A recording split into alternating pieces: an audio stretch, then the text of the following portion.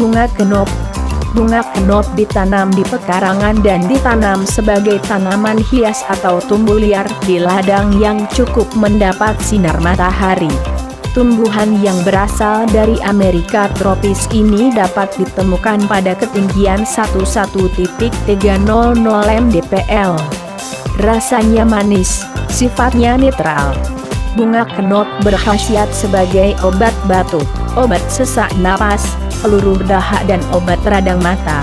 Kandungan kimianya yaitu gomfrenin I, gomfrenin II, gomfrenin II, gomfrenin V, gomfrenin V dan amaratin.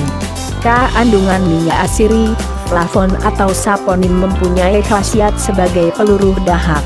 Bagian yang digunakan adalah bunga atau seluruh herba segar atau herba kering.